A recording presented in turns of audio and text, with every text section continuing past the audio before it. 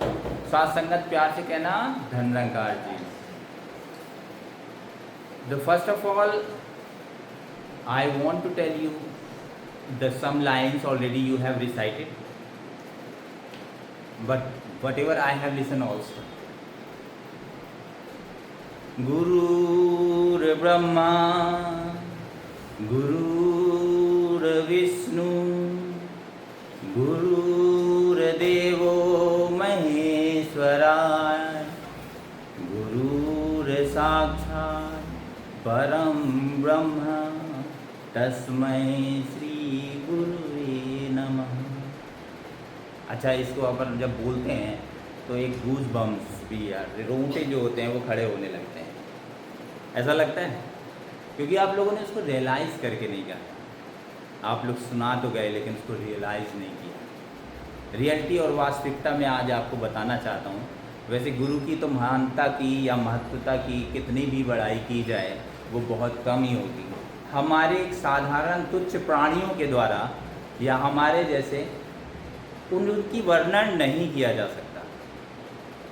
गुरु का वर्णन करना इतना आसान नहीं होगा, लेकिन कवि जो है वो कुछ माध्यम से इस तरीके से बता देता है कि गुरु ही ब्रह्मा है, गुरु विष्णु है, गुरु देवो महेश्वरा, गुरु साक्षात परम ब्रह्म है। यहाँ तक कि उसने कहा कि गुरु साक्षात परम है तस्मै श्री गुरु। ऐसे गुरु को मैं प्रणाम करता हूँ। आपको केवल ये चीज़ समझना है, ये तो एक राइटर्स का कहना है, लेकिन सत्य उससे और कहीं अधिक है।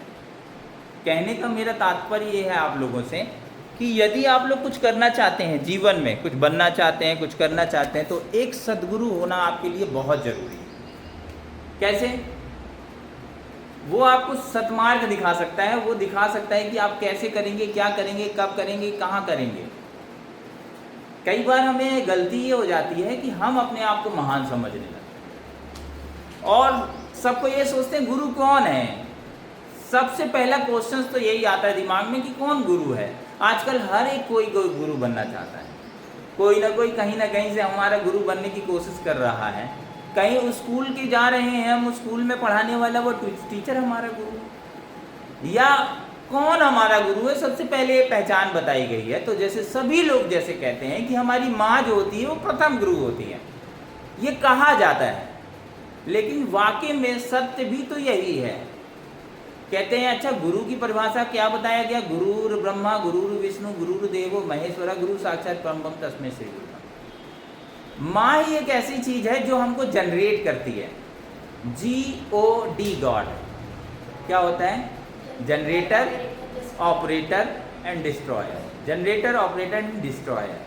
तो गॉड का नाम ही शुरू होता है तो वो माँ से शुरू होता है। जनरेट कर सकता है जो वो एक ही है, वो माँ है जो पैदा कर सकती है, पिता भी पैदा नहीं कर सकता। फिर दूसरा आता है ऑपरेटर, चला सकती है, सत्य है। आपका प्रथम कदम जो आप चलाते हैं और शायद आप चलते हैं तो उसी गुरु के माध्यम से चलते हैं। वो लगातार आपका प्रयास करती है, मालिश करती है, पैर की मालिश करती है, हाथ की मालिश करती है, कितना लगातार कोशिश करती है कि आप स्ट्रांग हो जाएं, अपने पैर पे खड़े हो जाएं। फिर उसके बाद आपका काम बनता है उसको कि देखिए डिस्ट्रॉयर, माँ डिस्ट्रॉय भी कर सकती है। किस तरीके से? जो अति प्रेम होता है उसका, अति उत्साह होता है अपने बच्चे के लिए, अति कुछ चीज की होती है वो खराब कर देती है, उसी को कहते हैं डिस्ट्रॉयर। कई बार कई चीजें बनाने के चक्कर में वो चीज बिगड़ जाती है, बात बिगड़ जाती है, वो ही कारण है जो डिस्ट्रॉयर कहलाया गया। अब कैसे डिस्ट्रॉय कर सकती है? देखिए आपको समझ में आता है। अगर माँ सही समय पे बच्चे को जानती है तो वो सुबह सुबह अपनी बच्चे को तुरंत उठाती है कि भाई 5 बजे उठ जा। एक माँ होती है कि 5 बजे उठ जा, ग्राउंड पर जा, दौड़ कर आ, भाग कर जा और दौड़ कर आ। 15 मिनट का एक्सरसाइज करवाती है और उसके बाद पढ़ने के लिए बैठाती है। वो माँ है, वो अपने बच्चे को लिए जानती है कि फ्यूचर में उसको किस तरीके की समस्याएं आने वाली हैं, तो वो सुधार रही है। वहीं एक डिस्ट्रॉय करने वाली माँ भी हो सकती है, जो आपको ये मौका ही नहीं देगी कि आप उठो, आराम से उठो बेटा, मेरा लाल है, मेरा प्यारा है, मेरा लाडला है, अभी मेरे का घूम के आया है, सोने दो उसको, अभी अभी तो काम कर रहा है, सोने दो उसको। कई बार हम बहुत बुरा मान जाते हैं, हमारी माँ जो होती हैं आती हैं पानी डाल देती हैं, उठ रहा है कि नहीं उठ रहा है, दिए एक तो पहले तो चाटा, नहीं उठे तो ले पानी भी डाल दिए साथ। वो हमको बहुत बुरा लगता है। हम यहाँ चद्दर लेके सो जाते हैं, कभी यहाँ चद्दर लेके सो जाते हैं, लेकिन वो अपना काम का बंद करती है क्या? नहीं करती ना। ये है प्रथम गुरु। जब वो नहीं बंद करती तो आप बंद करने वाले कौन हैं? अब कहते हैं कि गुरु कौन होता है? सत्य ये है कि देखिए, कोई भी हार्ड मास का देह कोई गुरु नहीं हो सकता। मैं आपको आज सच की चीज बताना चाहता हूँ, कोई भी हार्ड मास का देह गुरु नहीं होता, ज्ञान गुरु होता है। जब भी आपके पास ज्ञान आ जाता है वो गुरु होता है। आज मेरे जरिए आप इंग्लिश का जानकारी ले रहे हैं, तो ये जानकारी भी गुरु के द्वारा दी गई है। और जब इस ज्ञान का आप उपयोग करते हैं, और ये ज्ञान रूपी रूप से ही आप मुझे जानते हैं। अगर आज मेरे पास इंग्लिश का ज्ञान ना होता तो क्या आप मुझे पहचानते? क्या मेरे पास आते? या कोई ऐसे ठप्पा लगा के कोई आपको भेज देता कि आप जाइए नेमचंद सर के पास और इंग्लिश सीख जाएंगे आप? ज्ञान नहीं था तो आप क्या मेरे पास आएंगे? पता ही नहीं रहता आपको कि नेमचंद है कौन। गुरु कौन हुआ? ये ज्ञान हुआ। जिस गुरु ने मेरे को ये क्षमता दी कि मैं यहाँ खड़े होकर आप लोगों को ये पढ़ा पाऊँ। Now I have the capacity, quality and ability that I can be able to give. This is a creating God. This is the omnipotent, omniscient and omnipresent God. सर्वज्ञ है, सर्वज्ञाता है और सर्वशक्तिमान है। This is a knowledge only, the which knows to you and whatever you are doing. This is a reality that what you are going to do. कई बार हम ये सोचते हैं कि हम वहाँ जा रहे हैं या हम गुरु से भी बड़े हो सकते हैं। कई ऐसी भावनाएं होती हैं, जैसे बताया गया कि तुरंत उस वीडियो में आपने देखा है, इस वीडियो में, कि दूध जो होता है अगर हम उसको पकाएं नहीं तो वो फट जाता है। वो किसी काम का रहता है, उसके बाद भी काम का रहता है। लोग उसका जो गुरु होता है वो उससे भी मतलब निकाल लेता है। जब वो दूध फट जाता है तो एक गुरु और मिलता है, वो क्या करता है, उसको पनीर में बदल देता है। अब आप सोच रहे होंगे ये कैसे हुआ, जबकि वो खराब हो गया था। उसके बाद भी एक गुरु के हाथ में लगने के बाद जैसे वो उसके हाथ में लगा, उसने बना दिया। गुरु के हाथ में जैसे ही आपने लगा, एक पारस नाम की वस्तु सुना होगा कि जैसे भी उसको टच करो लोहे के ऊपर तो वो पारस सोना हो जाता। मतलब कोई भी लोहा जो होता है सोना हो जाता। आज आप हकीकत जानने वाले हैं कि देखिए, गुरु के अंदर कुछ नहीं होता। गुरु एक जोहरी का काम करता है। जोहरी में ऐसा कोई पावर नहीं है कि वो हीरे को कुछ प्रदान कर दे और वो दे हीरा बन जाए, छू मंत्र काली कंतर हीरा बन जाए। है क्या जोहरी के पास? सेम है गुरु। गुरु के पास ऐसा कुछ नहीं है आपके पास कि वो आपके अंदर मंत्र भर देगा कि बोलेगा छू मंत्र काली कंतर और भज्जा बन जाए। क्या है गुरु के पास? गुरु के पास कुछ ऐसी चीजें हैं, कुछ ऐसे रास्ते हैं जिसके द्वारा आपके अंदर के ज्ञान को निखारा जा सके, आपकी पालिश करके आपके अंदर जो है वो किया जा सके। जैसे कहने का मेरा तात्पर्य यह है कि यदि आप हीरे हैं, यदि आप हीरे हैं तो गुरु का काम है आपको तराश देना, सही रूप और आकार दे देना, ताकि आप और अच्छे से चमक सकें और दूसरों को और लुभा सकें। ये गुरु का कार्य है। लेकिन अगर वो हीरा चमकने लगे और अपने आप में मस्त हो जाए और सोचे कि मैं तो कहीं से भी हूं, कुछ भी गिर जाऊं तो भी टूट जाएगा, अगर वो गिर गया तो उसकी वैल्यू कम हो जाती है, क्योंकि कहीं ना कहीं से वो टूट जाता है। गिर गया, गुरु के पास है, गुरु के पास आएगा, फिर गुरु उसको तराश के फिर नया कर देगा। भलाए उससे कुछ चीजें होंगी, बुरी चीजें उसको काट के अलग करेगा, लेकिन उसको फिर से उसकी कीमत से ज्यादा आ जाना। तो गुरु के पास क्या है? गुरु एक जोहरी है और आप लोग शिष्य हैं। तो आपको क्या समझ में आया कि आपके अंदर जो चीज़ है उसी को मैं निकाल के बाहर रख सकता हूँ, लेकिन अगर आप मेरे को वो चीज़ करने नहीं देंगे तो शायद दास वो चीज़ कर नहीं पाएगा। इसलिए खुल के आए आप सामने कि आपके अंदर क्या है वो चीज़ दिखाएं, तब आपको समझ में आएगा आपको करना क्या। कई बार आपको ऐसा लगता है कि you are the best and you can be able to do any kind of things. Whatever you are thinking now, this is very good and that is enough for me, and I have learned each and everything, and we have the capacity to improve everything because we have in these communities. So all kind of things you are understanding yourself, but you don't have this facility about these things, that finding out your mistake, your capability, your capacity. You have no information about these things, so there is a problem.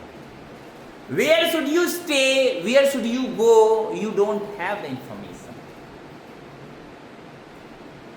So गुरु आपको ये बताता है कि आपको क्या करना चाहिए। और एक बात भी मैं और बताना चाहता हूँ, गुरु के कहे बगैर अगर आप उस गुरु से जुड़ गए हैं, जिंदगी में अगर वहां से बन गए, तो ये ध्यान रखें कि अगर वो कोई चीज के लिए मना कर दें तो वो चीज़ वाकई में नहीं करना चाहिए। लेकिन हमको क्या करते हैं, कई लोग तो कई बार ऐसा बोलते हैं, गुरु के सामने कुछ और बोल रहे हैं करके बताएं। हमारे भाई साहब 3 बार 4 बार आप लोगों से हम पूछते हैं, कई बार आपको देखा होगा कि आपके गुरु पूछते हैं, बेटा कैसे जाना है आपको, कहाँ जाना चाहते हैं आप यहाँ जा रहे हैं तो किससे जाएंगे, आप रिप्लाई कुछ और देते हैं और लास्ट में आके गुरु के पास खड़े हो जाते हैं। जैसे कल हुआ, आपसे हमने सबको इन्फॉर्मेशन करवाया था कि भैया इतनी तारीख को अपन प्रतिभा दीदी की शादी में जाएंगे, और उसके बाद एग्जैक्ट उसी दिन उसी समय हमारे सामने खड़े हो जाते हैं कि हमको भी जाना है। आप पहले आपने अपनी चालाकी दिखाने की कोशिश की, मैं तो साफ बता रहा हूँ, वीडियो में दिखा रहा हूँ, ये हकीकत है। कई लोगों के आप भ्रम में आ गए, गुरु ने तो एक पुड़िया छोड़ी थी और आप उस भ्रम में आ गए, आप भ्रम में फंस गए। देखिए भ्रम क्या है, आपको बहुत सारी चीज़ों से लुभाया जाएगा और अलग अलग सी चीज़ें बताई जाएंगी। आज मैं आपको एक चीज़ और बताना चाहूँगा कि आपने कोशिश तो बहुत अच्छे से कर लिया कि मैं यहाँ जा रहा हूँ, मैं वहाँ जा रहा हूँ, लेकिन आप ये भूल गए कि जब दीदी ने कार्ड में लिखा तो उसमें लिखा आरके स्क्रैपर्स एकेडमी के मॉर्निंग बैच के सभी बच्चों को इनवाइट किया जाता है, दीदी हो भैया हो सब। तो मॉर्निंग बैच के सभी बच्चों को, तो कहाँ के मॉर्निंग बैच के बच्चों को? अगर आप अकेले जाएं, किसी के साथ में जाएं, किसी के साथ में ना जाएं, उसके बाद भी आप किसके स्टूडेंट हैं? क्या आपकी पर्सनल गारंटी में कुछ अगर आपके साथ रात में स्टे होने से होता, यदि रुकने से कोई समस्या होती, या कभी आप गाड़ी से गिर जाते, तो क्या जाना जाता? कि कोई नाम से जाना जाता? नहीं, जाना जाता कि आरके स्क्रैपर के एकेडमी के बच्चे आए थे और वो गिर गए। सामने वाला अपना पड़ला साफ कर ले। मैं किसी का बुरा नहीं कह रहा हूँ, मेरे लिए प्रतिभा भी मेरी बेटी है, बच्ची है, और आप भी मेरे बच्चे हो, तो मेरे को प्रोटेक्शन सबकी देखना होगा। आपने देखा मैं कल गुस्सा हो गया, कोई दो बंदे लोग गाड़ी रोक दिए आने के लिए, तो मैं तुरंत वहाँ पे थोड़ा क्रोधित भी हुआ कि भाई बच्चे मेरे हैं, रिस्पॉन्सिबिलिटी मेरे को है, मुझे घर उनको पहुँचाना मेरा काम है, तुम बड़ा काम है बारात लगाना, तो उसको भी सेफ्टी से लगाना तुम जानो, उसके लिए हमको अब इससे ज़्यादा हम टाइमिंग में नहीं रुक सकते। आपने देखा होगा हमने चिल्ला के बोला कि निकालिए गाड़ी, जो होगा देखा जाएगा, स्टैंड करो वहाँ। वो हमारी रिस्पॉन्सिबिलिटी है क्योंकि हमारे बच्चे हैं। जैसे आप पेरेंट्स के बच्चे हैं, जब आप आरके स्क्रैपर एकेडमी आते हैं तो हमारे बच्चे कहलाते हैं, हम ऐसे पेरेंट्स आपके हो जाते हैं, और कोई हमारा बाप बनना चाहे तो फिर वो गड़बड़ बात होगी। वो सोच रहा है कि हम इंटेलिजेंट हैं, हम जैसे मोड़ना चाहेंगे हम मोड़ लेंगे, किसी को भी हम कैसे भी भ्रमित करेंगे तो भ्रमित हो जाएगा कि जो तुम कर रहे हो वो दिख नहीं रहा है किसी को। तो गुरु को ये सारी चीजें दिख रही होती हैं जो आप लोग कर रहे होते हैं। आप लोग पहले अपना प्रयास तो कर लिए, और जब नहीं हुआ तो गुरु के पास आ गए। इसलिए पहले हम गुरु के पास क्यों ना आ जाएं? तो जिंदगी में कभी भी कोई चीज हो और जब गुरु जी सीधे सीधे आपको बता रहे हैं तो आपको सीधे सीधे बताना है, और एक बात में अड़िग रहना है, मतलब अटेंड रहना है, एक साथ रहना है, कम्युनिटी में रहना है। मैं आपको एक कहानी सुनाना चाहता हूँ, आप लोग सुनना चाहेंगे? एक समय की बात है, एक गुरुकुल हुआ करता था जहाँ के शिष्यों को बहुत सारी चीज़ें सिखाई जाती थी, मंत्र पढ़ना और कैसे हम रूप को बदलना, किस तरीके से किसी की भी इच्छा को पूरा कर देना और किस तरीके से उसकी इच्छा को पूरा किया जा सकता है। अब एक पीपल सीखते सीखते उसको बहुत समय हो गया था और दरबार लगा, दरबार में राजा आए।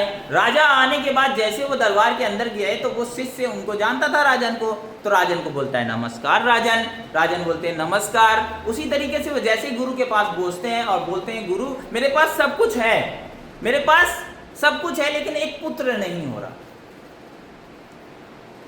एक पुत्र नहीं है, उसी की मांग है। गुरुदेव 2 मिनट इंतजार करते हैं और कमंडल का पानी निकालते हैं, निकालने के बाद थोड़ा सा देखते हैं और राजन से बोलते हैं राजन मुझे क्षमा कर देना, इसके लिए मैं आपकी कोई मदद नहीं कर सकता, इसके लिए आप स्वयं जो है वो अपराधी हैं और स्वयं ही आप उसके लिए कारण हैं मात्र, मैं आपकी इसमें कोई मदद नहीं कर सकता। लेकिन वो जो शिष्य है वो सुन रहा था। जब राजन वहां से निकले तो राजन बहुत क्रोधित थे कि आज जो गुरुदेव हैं उन्होंने हमारी इच्छा का पूरा नहीं किया, और वो बहुत गुस्से में चले जाता है। लास्ट में वो बोले कि आप राजन गुस्सा क्यों हैं? शिष्य ने पूछा राजन आप गुस्सा क्यों? बोले यार इतनी सी बात है कि गुरुदेव से मैंने बोला कि मुझे पुत्र की मांग चाहिए थी और वो दे नहीं पा रहे। बोले बस इतनी सी बात? बोले इतनी सी बात, कोई बात नहीं आप मेरे पास आओ मैं कर देता हूँ। उन्होंने उठाया जल हाथ में लिया, बोला तथास्तु आपको पुत्र पैदा हो। राजन बड़ा खुश, राजन खुशी खुशी चले गए। अब शिष्य जो था वो गुरुजी के पास आता है और पूछता है गुरुजी इतनी सी छोटी सी राजन की इच्छा थी, पुत्र मांगा था उन्होंने, आपने क्यों नहीं दिया? तो उन्होंने समझाया कि राजन के पूर्ण कर्म के कारण, जो कर्म उन्होंने किया उसके कारण भगवान ने उनको पुत्र लिखा ही नहीं है, और जो पुत्र अगर किसी मैं अगर देता तो मेरे को मरना पड़ता और मेरे को उसके साथ जन्म लेना पड़ता। तो वो बोलते हैं गुरुदेव क्षमा करो मेरे से तो गलती हो गई, मैंने तो आशीर्वाद दे दिया। तो बोले बस 5 मिनट बाद तुम्हारी मृत्यु होने वाली है, और ये मैंने देख लिया था इसलिए मैंने कुछ दिया नहीं उनको, क्योंकि मेरी मृत्यु हो जाती नहीं तो बोले आप गुरु मेरे को बताओ बचाओ, मेरे को कुछ करो, अब क्या करूं मैं, बड़ा परेशान। बोले वो तो कुछ नहीं कर सकते, 5 मिनट बाद तुम्हारी मृत्यु हो जाएगी। बोले क्या? उसमें और कुछ बचने को। बोले बेटा जब तुम जन्म लेना तो मेरी एक बात याद रखना जिंदगी में, और वहां भी याद रहेगी तुमको, बोला तो मारा, बोला तो मारा। तो बोले चलो ठीक है कोई बात नहीं, बोला तो मारा, मेरे को बोलना नहीं है तो ठीक है। अब वो बच्चा पैदा होता है, रोता नहीं है, तो दाई लोग उसको पीटती, सोचती गूंगा है, रोता होता है लेकिन बस रोता नहीं है, क्योंकि वो तो जानता है कि मैं रोया हमारा, बोलता नहीं है कुछ। बहुत बड़ा हो जाता है, 16 साल का हो जाता है, तो राजा जो होता है वो बैंड बाजा बजवाता है, बोलता है कि जो भी मेरे बच्चे से बुलवाएगा, क्योंकि वोकल कॉर्ड सही है, सब कुछ है, आयुर्वेद देख चुका है कि सब कुछ है, बोल के सारी चीजें, लेकिन बोलता नहीं है। तो ढोल बजाया गया और बुलवाने के लिए बहुत प्रयास करवाए गए। उसमें से एक बंदा आया और बहुत उसको हंसवाया, तो वो हंस दिया। अब 16 साल का हो चुका था, तो बोलते हैं राजन, उसकी बात, उसकी एक्टिविटीज इतनी अच्छी थी कि उसको रहा नहीं गया। बोले राजन मैं खुद जानना नहीं बोलना चाहता था, इसलिए नहीं बोल पा रहा। तो बोले कि तुम इतना अच्छा बोल सकते हो तो क्यों बोल नहीं रहे थे? बोले क्योंकि 15 मिनट बाद मेरी मृत्यु हो जाएगी मेरे बोलने के। राजन ने जहां हल्ला मंचा के ये बोला था कि बोलने के लिए बोलो, वहीं पे आप उसके दुख का किससे वो कैसे बताया जाए? तो बोले कि मेरे गुरु ने कहा था, मैं वही गुरु हूं, आपके गुरु का शिष्य हूं, जिसने आपको आशीर्वाद दिया था बेटे का, वो मैं वही हूं। और मेरे गुरु ने कहा था जब तू बोला तो मारा, और मैं बोला, मुझे बोलना पड़ा, आपने मजबूर कर दिया मुझे बोलने के लिए, तो मैं बोला तो मारा। इसका मतलब ये है बिना गुरु की आज्ञा के लिए बोला तो मारा। जब तक गुरु की आज्ञा ना हो तब हम उतना ज्यादा होशियारी दिखानी भी नहीं है हमें। और समझने की ज़रूरत भी नहीं है। कई बार कई जो चीज़ें ऐसी होती हैं, कई लोग सुनना ही नहीं चाहते उस चीज़ को। अगर अच्छी बात हो रही है ना, तुरंत उधर से उठ के चल देंगे, वहाँ बैठना ही नहीं चाहेंगे, क्योंकि ये ज्ञान है, और ज्ञान किसी एक आसान आदमी के पास हो जाए, ये उनको हजम भी नहीं होता। कई लोगों को वो चीज़ हजम भी नहीं होता। अब आप लोग हमारे से सुन रहे हैं, लेकिन हमने भी तो किसी गुरु से सुना है, हमने भी महात्मा जी से सुना है, उन्होंने हमको ये स्टोरी सुनाई, तब हमको समझ में आया कि जब तक गुरु आज्ञा ना हो तो नहीं बोलना।